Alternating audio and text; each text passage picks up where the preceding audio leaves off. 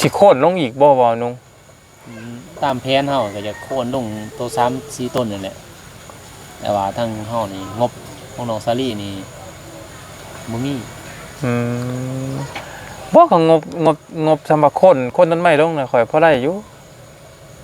แต่ว่าเฮาสิจ้างเขานี่ต้องจ้างสร้างตัดนี่ เอาก็นั่นแหละก็มีอยู่ได้อยู่มีเลยสิหาบัดจักโค่นล้าน2ล้านนี่แหละได้อยู่สำหรับทำเสียหาเที่ยวบ้านนี่แหละหาบ้านตัวเองบ่โดย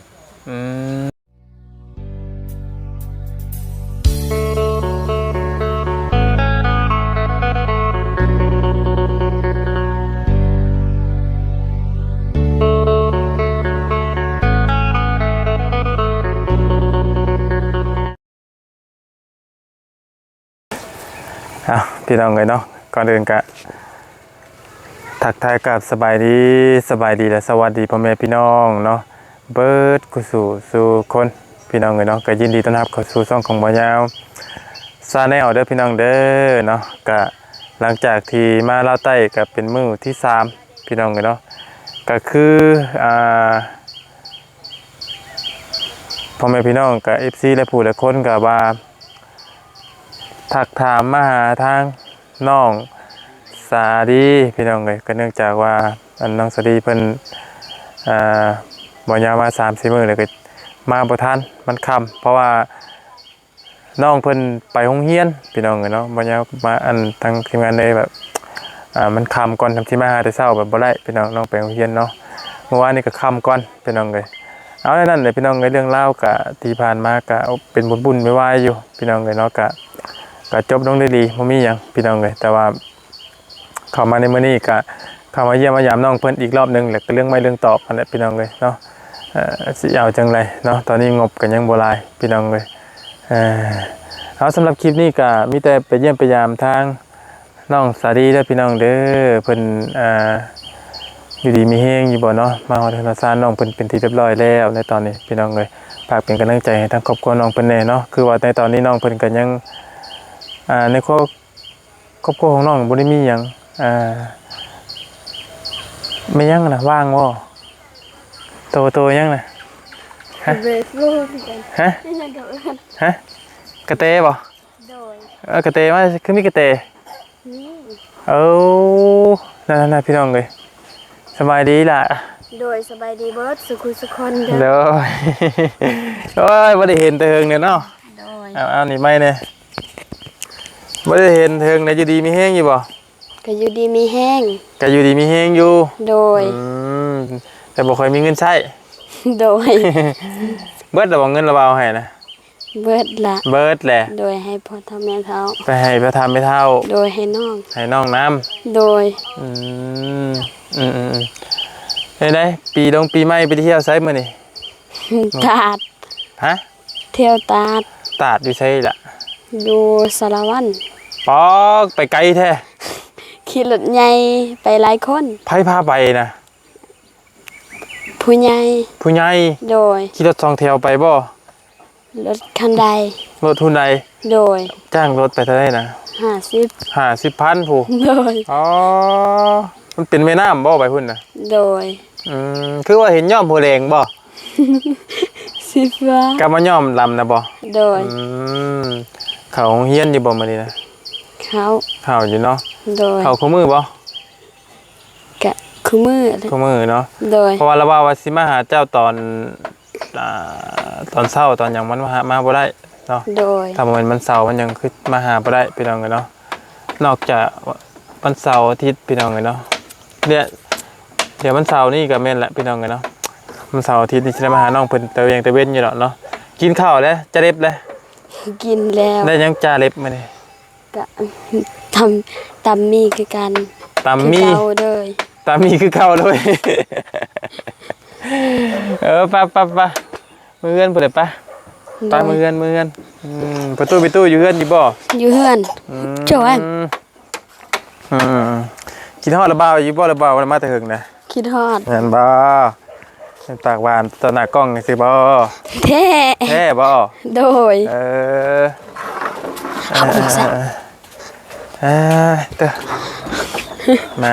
นี่พี่น้องเลยทางน้องๆเพิ่นกะมุมเมาคือเก่าเนาะ โดย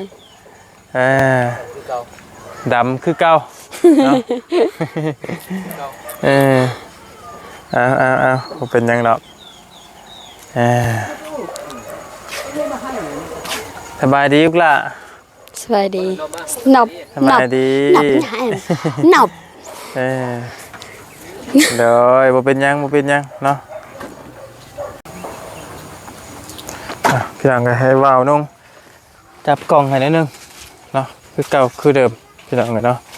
โอ้มากอะไรก็บอกกันเลยต้องไปใส่กันเลยถ้า เอียนน้ำสง เขา บ จับไปซื้อบ่เป็นยังถ้าเขาจับมาสูบเป็นถ้าเห็นได้ซื้อบ่เป็นนั่นมันก็คือไม้ธรรมดาเลยเด้ มันก็เป็นแค่กระบอกไม้ธรรมดาเนาะ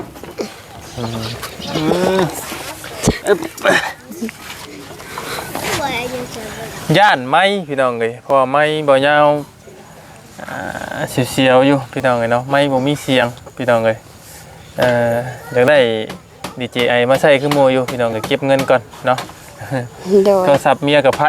กะเพซื้อโทรศัพท์ให้เมียอีกพี่น้องเลยจะเป็นไรผ่อนดาวเอานะ ผ่อนดาวเอา เช่นเช่น เป็นยังนะพวกละ เช่นนะวะสัน บริโน มาเด่น ไอ้เล่นอยู่ก็เจ็ดเนี่ย มานั่งผีไว้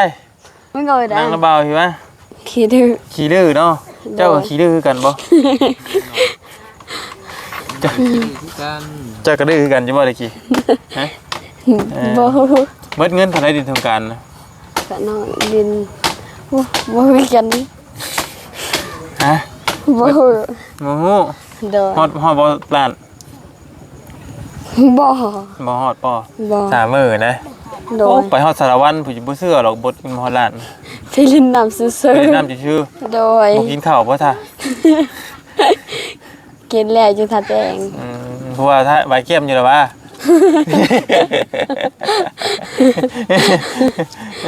เพราะว่าใบเกี้ยมอยู่บ่หรือว่าบ่มีคนบายใช่ไหม บ่มี บ่มีกับบ่มี โดย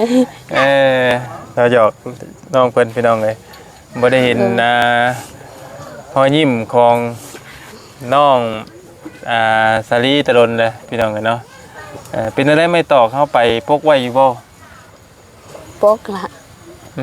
ปกแล้ว เอายังพกไว้ เพบอัด เอาไปวัดพกไว้เรียบร้อยแล้วบ่ โดย ดีแล้วล่ะเนาะ อยู่ข้างเฮือนน้องหาน เอามาพี่บ่ โดย โอเคมาพี่บัดนี้ โดย เพราะว่า นาบาวน้องกับพวกนาบาวเจ็บ อ๋อเจ้าบ่มาไว้ยันคนดักแหละเนาะ โดย พี่น้องเลย ปีใหม่ดินเพื่อนเนี่ย เออ อันนี้มันเอาเลย เอาแล้วเนาะพี่น้องเลยไล่ทะเลไล่แผ่นทะเลก็เอาตัวเนาะเพราะว่ามันอยากไล่ได้พี่น้องคนเอาอยากไล่แผ่นทะเลก็เอาแหละ โดย เอามาเบิดเนาะ โด เจ๊ ย เธอยังมารถไทยบ่ รถตัก รถไทยอ่ะเนี่ย โอ้ รถไทย รถตอกกวนเท่เด้เนาะต่อปากต่อคำได้พี่น้องเลยเนาะต่อก็รถไทยคนละอย่างบ่เอ้า เยอะเลย กำนันนี่กำนัน กำนันตัง คนละอย่างบ่ โดย ทางไทยอื่นอ่ะอีเต็น แน่ๆรถทั้งไทยเพิ่นเกิน รถซิ่ง โอ้ไม่ได้บ่กูรถไทยนั่นแหละเนาะรถไทยนะพี่น้องเอ้ยเรียบร้อยเนาะถือว่าบ่มีหยังพี่น้องเอ้ยบัดนี้ก็จักคิดว่านี่แหละพี่น้องเอ้ยสิโค่นลงอีกบ่นุ่ง ตามแผนเฮาก็จะโค่นลงตัว3-4ต้นนั่นแหละแต่ว่าทางเฮานี่งบของน้องซาลี่นี่บ่มี บ่ก็งบสำหรับคนต้นไม้ลงน่ะข่อยพอได้อยู่ แต่ว่าเฮาสิจ้างเขานี่ก็ต้องจ้างสร้างตัดนี่ เอาก็นั่นแหละ มีบ่ ก็มีอยู่ได้อยู่ มีเลยสิหาบัด จัก สิโคน ล้าน2ล้านนี่แหละ ได้อยู่ สำหรับ ทำเสียหาแถวบ้านนี่แหละ หาบ้านตัวเองบ่ โดย อืม ให้เป็นขี่ให้มาเอาหับเป็นเลยขนาดมือได้ทางเราเบาอีกถ้าบ่ทัน ท่านเมื่อ แม่ ท่านเบานุ่งไปหาก็ได้เนาะพี่น้องเลย ตัวทำเขาก็ได้นึงว่าเขาสิเอาสำได้นะตัวนึงครับแม่นๆให้เพิ่นมาเบิ่งก่อนบ่ โดย เพิ่นต้องมาเบิ่งหน้างานก่อนเนี่ยนี่เนาะ เพิ่ เพิ่ น น จะเบิ่งปรับเพิ่นก็เบิ่งเลยเฮาก็เพิ่นว่าคือตามเฮาพอมาสมพอควรน่ะสมมาสมควรเฮาก็ให้ไปเลย มันเหลือต้นนะตอนนี้ มันที่ต้นนี่แหละ 4 ต้นบ่ เด้อ อันตอนเพิ่นเอาลงตอนแรกน่ะจักต้นนะ มันเป็น10เนาะ6ต้น ที่อันนั้นที่เอาลง6ฮอดบ่5 6 7ต้น ต้นนี่ 5 6ต้นนี่อันนี้คือเฮาจ้างขาดเลยบ่ได้ว่าบ่ได้หากันแน่ บ่ได้มันว่าจ้างก็บ่ได้จ้างเพราะว่าเป็นเคยเพิ่นนะ อันที่ตัวให้ ไอ้หลวง อันที่ว่า500,000นี่นะ โดยก็ว่าจ้างก็บ่จ้างเพราะว่าเฮาก็มีทางพ่อเฒ่าเพิ่นไปหาคนตัดเฮาว่าแบบพี่น้องเด้อเพราะว่าทางงบเฮานี่ก็บ่มีนะเพราะว่าอยากขอหาทางพี่น้องของน้องพี่น้องของพ่อเฒ่านี่มีบ่คนที่ช่วยเหลือเนี่ยทางเฮานี่มีแต่ซื้อน้ำมันนี่มีอยู่นะเพราะว่าเป็นแบบจ้างก็ว่าบ่จ้างนั่นแหละก็เลยให้ทางไอ้หลวงเพิ่นนั่นเราเตียงให้มื้อนั้นอยู่ตลาดนั่นแหละหาแสนให้เพิ่นไปซื้อโซ่แหละ เป็นมาจ้างดอกเป็นจิตน้ำใจอะไรซอย กันยังน้ำบ่ยาวแหละพี่น้องเลย2ล้านงบน้องเพิ่นจักสิเฮ็ดหยังได้เป็นจักเฮ็ดหยังได้มีอยู่2ล้านเลย นี่แต่ว่าเขาสิปั๊มตันไว้เนาะ แม่นมีแต่ว่าปรับลงไว้อันนั้นแล้วคำมีงบพาเป็นหยังมากก็สังว่ากันไว้อีกก็นะ แต่ว่า นั้น พวกพานี่ยันใหม่แต่ว่า เราปั๊มลงได้เราก็ต้องพาได้ติคนที่จะเอามานะ ได้อยู่แต่ว่าเราสิมีเวลาบ่สิพาเนาะคันว่าปั๊มนี่สิมีเวลาอยู่ขอมือเดียวเนี่ย บ่ปั๊มมันบ่ยากเด้ เลย ปั๊มลงบ่ได้ยากปานใด แต่ว่าสิพาเนี่ยเพิ่นยันเพิ่นบ่มีเวลาอิหยังไง แต่ว่าเพิ่นปรึกษาเพิ่นว่าเพิ่นสิพาให้บ่นะตามเพิ่นก่อนไอ้เพื่อเนาะ มีแต่ว่าเอาตัวขั้นตอนปั๊มลงก่อนเนาะ แม่นเป็นตัวนี้ก่อน เอาตัวนี้ก่อนพี่น้องเลยมีแต่ว่ามันพออยู่แล้วเนาะพออยู่ที่เงินเฮาเนาะ 2ล้านนี่ก็น่าสิพออยู่เพิ่นเพียงปั๊ม แม่น อันว่าเฮาสีจ้างเขาเลยนี่ก็บ่พอเพราะว่า เอาเฉพาะปั๊มไปชื่อนี่แหละ เฮาต้องว่าจ้างเลยนะบัด บ่ว่าตัวนี้เราได้บัดนี้บ่ว่าตัว เราซอย มัน ซอยมีว่าจ้างกกนี่เฮาต้องมีราคามันก็ต้องแพงแน่แหละ เบ้าขาดรถบัดนี้เฮามันมีประสบการณ์มาแล้วพี่น้องกันเนาะมีแต่ว่าเบ้าขาดกันรถเนาะ แต่เพิ่นแต่เพิ่นนี่เลื่อยงามอยู่ดอกตามที่ถ้าเพิ่นมาเด้เราถามเพิ่นก่อน คนในบ้านเนาะ โดย คนในบ้านเนาะพี่น้องเลย เคยเองนี่ว่าเพิ่นมีเวลาบ่เพิ่นบ่มีเวลาเฮาก็สิไปหาผู้ใหม่ต่อเพราะมันถ้าเพิ่นมาก็มาพาเลยนี่มันใกล้เด้บ้านเพิ่นนี่นะ บ่ดึงปั๊มต้นไม้ลงนี่คิดดินแต่เบาไล่แน่ข่อยมันเราบ่มาเนาะเรากับพวกเราก็อยู่เซโปนพวกพี่น้องกันเนาะว้าวอะไรก็จักบ่มาเห็นตัวใหญ่ถอยกันจักเราก็ได้ อุ้มเด้คิดอุ้มเด้ เพราะมันมีตัวไม้ข้างอีกเนาะจักเพิ่นเฮ็ดวิธีได้ตัวไม้ข้างเขาจะออกตัวได้ แล้วไม่ข้าง ออกยากเติบอยู่ได้พี่น้องอันตรายได้เนาะเฮ็ดดินบ่ได้เลยผู้มีประสบการณ์พี่น้องกันเนาะขนาดดินนะบ่ต้องว่าของหลายไปแต่ไม่นี่ไม่งิ้วไม่หยังนี่ที่นี่น้อยนี่เฮาบ่เป็นนี่เฮายังย่านนะแต่มันจักมันสิล่มไปทางใดนะเนาะ โดยหาเงินมาเด้อบัดนี้ค่าตัดไม้เจ้านะ โดย แม่โทรหาอยู่บ่ โทร แม่หาเงินเท่าใดต้องการ แม่บอก แม่บ่ 200,000 แม่เงินให้200,000 โดย ให้เบิดสุคน ให้เบัดทุกคนเลย โดย ลูกก็ให้ โดยให้เบิด น้องก็ให้เนาะมีตู้ก็ให้คนละบ่คนละ200,000บ่ บ่แม่น200,000มีแต่200,000โอน อ๋อเงิน200,000ให้เบัดทุกคนในครอบครัว โดย โอ้ ก็พอได้ซื้อกิน ข้าวอยู่ข้าวน้ำกินเจ้าตอนนี้ยังกินอยู่หรอวะ เขาเบิดแล้วก็ห้องน้ำเบาเตียงซื้อ ข้าวเบิดแล้วบัดนี้ โดย มั่งกันแล้วบัดนี้ข้าวก็เบิดบัดนี้ บ่กินได้บ่เขาว ก็กินแล้วตัวเขาพวกค้อย บ่กินได้บ่เขาวใช่หรออดเอาได้บ่ อ้อนบ่มีเนาะ โดย แต่ข้าวตัวละว่าเตียงให้น่ะเบิดแล้ว โดย แล้วบัดนี้จะเอาข้าวมาให้กินมัน เขาพวกค้อยตั้งแต่ก้อนนาเบาสิซื้อให้เอาไว้ อืม ได้กินอยู่ซุมื้อนี้ กินหลายเราเรียกให้ น้อยๆหนึงกะเนาะกินอะไรก็บ่สูงน้อยๆหนึงเอ้ยกินแล้วใหญ่ขึ้นแล้วเปล่าได้ไหม นาเบาเป็นคนตัวสูง นี่บ่หยอกหลานพี่น้องกันเนาะมีแต่มาคุยกับน้องเพิ่นเนาะแล้วก็เรื่องใหม่เรื่องตอกกันแหละพี่น้องเอ้ยที่เฮาที่ต้องดำเนินไปตอนนี้ก็แม่นเอาไม้ลงอีกพี่น้องกันเนาะให้ทางเบานุ่งพูดคุยให้พี่น้องมาเคลียร์งานให้เด้อแมลงเด้อบ่ให้ได้เนาะคำว่ามันทันก็โอ้ยมื้ออื่นยังดีแล้ว เบิ่งก่อนถามมาแล้ว แม่ ถามเพิ่นเบิ่งก่อนว่าเพิ่นสิเอื้อยสิปั๊มให้บ่นะปรึกษาเพิ่นก่อนอย่างเพิ่นบ่มีเวลาถ้าว่าเพิ่นบ่ค่าเวียกก็บ่ยากเนาะบอกเพิ่นมาปั๊มเลย แม่นเนาะก็บ่ยากหรอกพี่น้องกันเนาะกับ ก็ยังมีน้ำมันเลย ยังหลายอยู่บ่ล่ะน้ำมันเฮาน่ะ วัน บ่ น้ำมันสี ยังน้อยเดียว ยังน้อยเดียว โดย 3ลิตร บ่ ประมาณ2ลิตร3ลิตรนี่แหละ บ่แล้วเพราะว่าถ้านั้นเฮาจ้างเพิ่นน่ะมีแต่จ้างเพิ่นขาดโตเครื่องมือก่อนเพิ่นหมดเลยน้ำมันก็แม่น เบาเรื่องนั้นเลยเนาะ แม่น ราคาโตน้ำมันยังไหลเหมือนเลยเนาะ แม่น แบบเฮาบ่ได้มีหยังมีแต่จ่ายปึ๊บ แม่น โอเคว่าแบบนั้นเนาะ ในมันสุดขาดเลยเนาะ โดยเฮาบ่ได้บอกว่าน้ำมันยังเฮาเนาะ แม่น คือสิปรึกษาเพิ่นเนี่ยนะ แม่นเอาไปท่านเลยกันมันจังสบายเลยเมาเนาะจังเฮาจังมาอะไรก็ได้คิดก๊อดใส่กันเนาะคือบ่ปานใดดอกที่คนไม่ลงไปพี่น้องกันเนาะ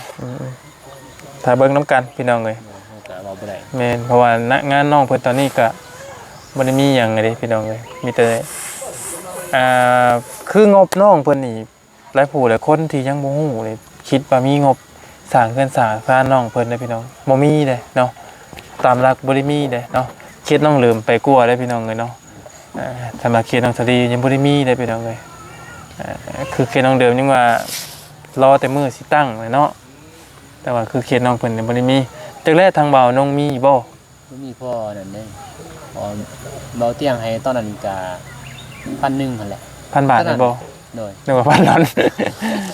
1,000 บาทนั่นแหละพอดีมาก หัวไม่ ซื้อโซก็400,000ให้ทางเพิ่นตอนนั้น400,000ก็ยังเหลืออยู่เพิ่นว่า150,000บัด150,000เฮาก็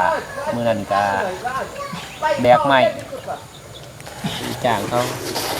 จากแรกทางเบาเตียงเนาะคือบ่ได้เห็นแล้วว่าได้ไรพี่น้องเลยเนาะ เที่ยงก็บ่ได้ยินนะก็บ่ได้ยินว่านะ อืม ก็เฮาก็ยังบ่ทันรู้รายละเอียด แต่ก็ถามมามีผู้ใหญ่เพิ่นถามมาบ่ก็มีพี่น้องเลยแต่ว่าเพิ่นก็ว่าเพิ่นสิรวบรวมเงินแต่ก็ยังบ่ทันได้เห็นเงินเห็นหยังมานะพี่น้องเลยเนาะบ่ยาวเลยบ่อยากเว้าพี่น้องเลยเนาะ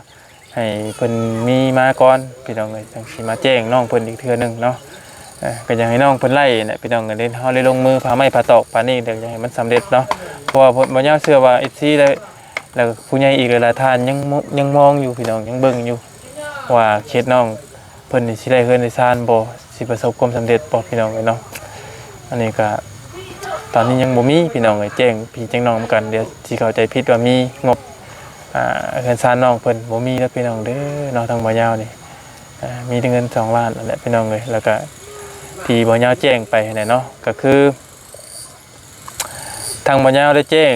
ไปแล้วล่ะพี่น้องแต่ว่าบ่ยาวได้ปรึกษากับทางบ่เตียงแล้วแหละพี่น้องเอ้ยก็คือว่าไว้ก่อนพี่น้องเอ้ยอยากให้เพิ่นได้ซ่านแล้วก่อนเนาะบ่อยากยังบ่อยากให้น้องเพิ่นพี่น้องเอ้ยเพราะว่าคือเป้าหมายอยากให้ตัวนั้นแล้วก่อนนะพี่น้องเอ้ยเนาะส่วนตัวนั้นน่ะเฮาแล้วเฮาจังซื้อให้ก็ได้บ่ได้ยากตัวนั้นพี่น้องเนาะบ่อยากปรึกษากับบ่เตียงเมื่อวานนี้แล้วพี่น้องเอ้ย โดย ก็ว่าสำคัญบ่แต่ก็เฮาเฮ็ดเองแล้วเพื่อนนี่ก่อน แม่นโดยนี่จักกี่บ่ว่าหยัง ลองเล่าเบิ่ง เกิดกับซื้อว่าสิเล่าก็บ่เป็น จักสิบอกว่าระบาว่าเรื่องหยัง จัก เรื่องหยัง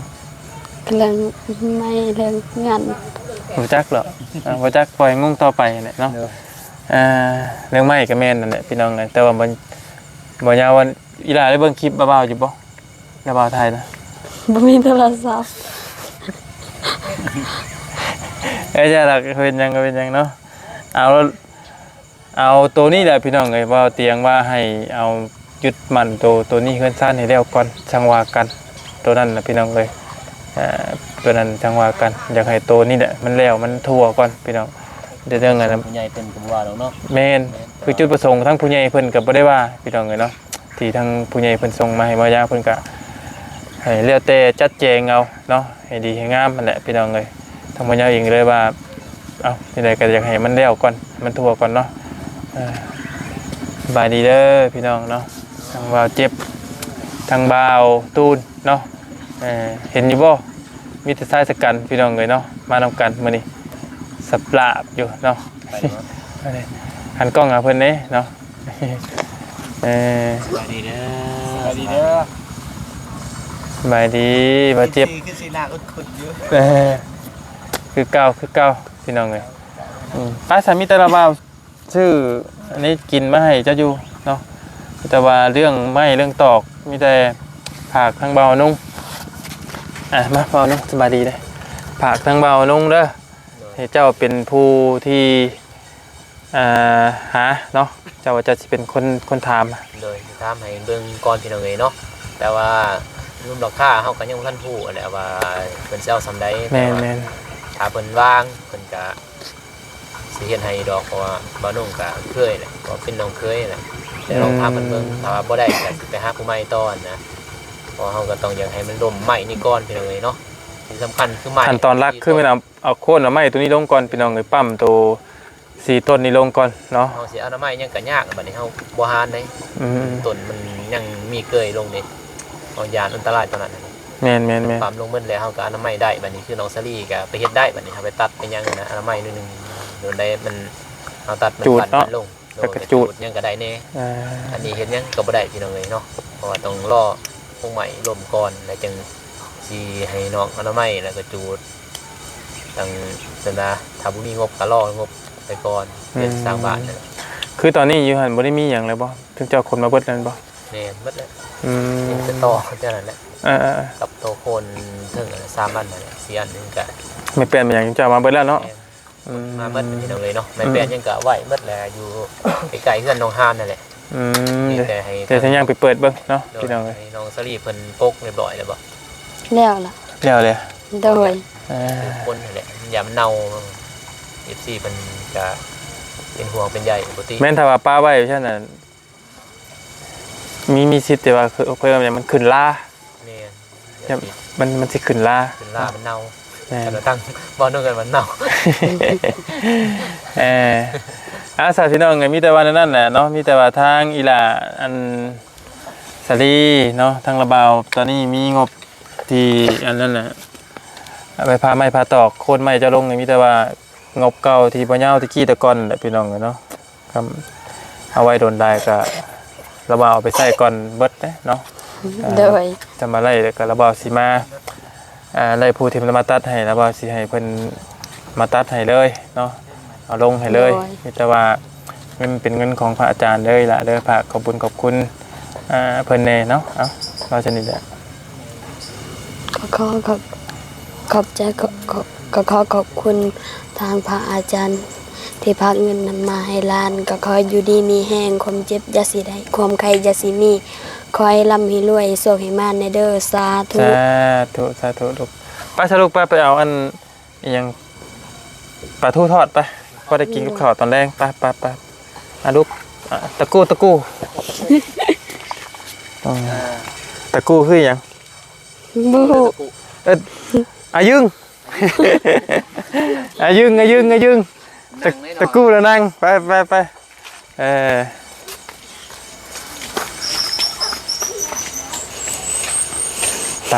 พี่น้องเลย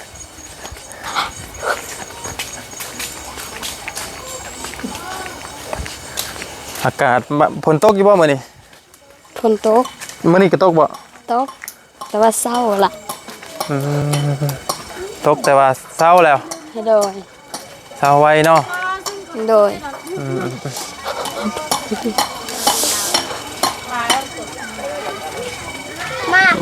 ปืนจุ้ย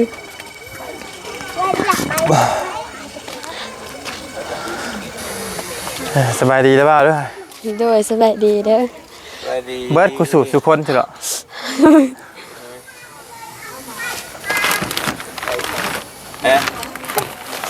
อ่ะสบายบ่มีหยังมาต้อนปลา โด ทู ยขอบใจ ทอดคือเก่าพี่น้องเลยเนาะจำเจียว ฮะโอ้คักแล้วเนาะ โดย ไปถ้าสบายดีก่อนลูกล่ะ โดย สบายดีแม่ระเบาของไม้คืนเด้อ โดย อ่ะโอเคพี่น้องเลย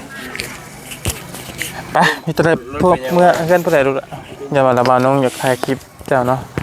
เอาสำหรับคลิปนี้พี่น้องเลยเนาะทางวายาเองก็จะได้ขอจบคลิปปิดคลิปไปเพียงเท่านี้ก่อนเนาะขอบคุณเปิดกุศลสุคนและพี่น้องเด้อที่เข้ามาติดตาม